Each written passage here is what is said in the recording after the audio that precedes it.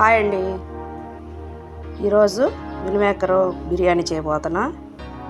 2 గ్లాసులతో చూడండి ఏ విధంగా చేస్తాను. ఆయిల్ వేస్తున్నాను పెనం పెట్టుకొని.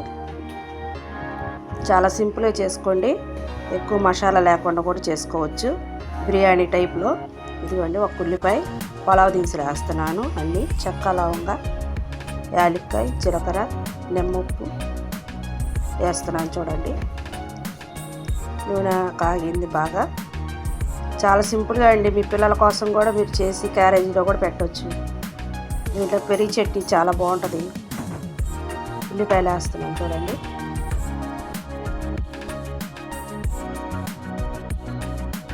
ఒక స్పూన్ అల్లం చిల్లిపాయ పేస్టు. ఇంకంతే, ఏమీ అవసరం లేదండి, చాలా సింపుల్గా అయిపోతుందండి. మీరు కూడా ట్రై చేయండి ఈ విధంగా. మిల్మేకరు, పుదీనాకు,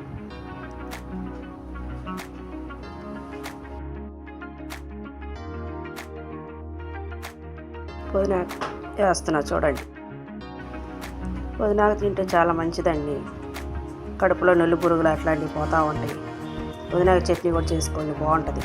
చూపిస్తా పుదీనాకు చట్నీ ఎట్లా చేయాలి, ట్రై చేయండి మీరు కూడా. రేపు వీడియోలో వస్తుంది, చూపిస్తాను. ఇదిగోండి 2 గ్లాసులు బాస్మతి రైస్ బిర్యానీకి గ్లాసున్నర నీళ్ళు తీసుకున్నాను. కొంచెం ఉప్పు వేసాను. బిర్యానీ పొడి వేస్తున్నానండి లైట్గా, టేస్ట్ కోసం. మంచి స్మెల్ కూడా వస్తుంది, చాలా ఇష్టంగా తింటారండి పిల్లలు. ఇదిగోండి ఒక అరగంట సేపు నానబెట్టాను బియ్యం. ఇదిగోండి బియ్యం నీళ్ళు తెరిలిపోయి వేస్తున్నాను. అంతేనండి, సింపుల్గా 2 నిమిషాల్లో ఉడికిపోయింది. ఒకసారి మూత పెట్టుకుందాం కలుపుకొని. పెరుగు చట్నీ చేస్తున్నాను చూడండి. 1/2 లీటర్ పెరుగు వేసాను, కొంచెం ఉప్పు, పుదీనాకు, ఉల్లిపాయ సన్నగా తరిగాను. కొంచెం లైట్గా నీళ్ళు కలుపుకుంటే పెరుగు చట్నీ రెడీ.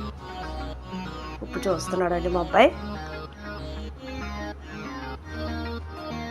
సరిపోయిందంటండి. ఇదిగోండి అన్నం ఉడికిపోయింది. పావు గంటలో వండేసుకోవచ్చండి బిర్యానీ. మిల్మేకర్ బిర్యానీ రెడీ. అంతేనండి, ప్లేట్లో వేస్తున్నాను. టేస్ట్ చూపిస్తాను మీకోసం. కొంచెం పెరుగు చట్నీ. ఇదిగోండి మిల్మేకర్ కూడా సూపర్గా ఉడికింది.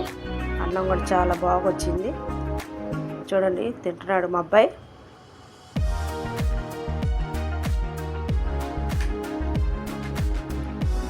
చూడండి ఎంత మెత్తగా ఉడికిందంటే అంత మెత్తగా ఉడికింది.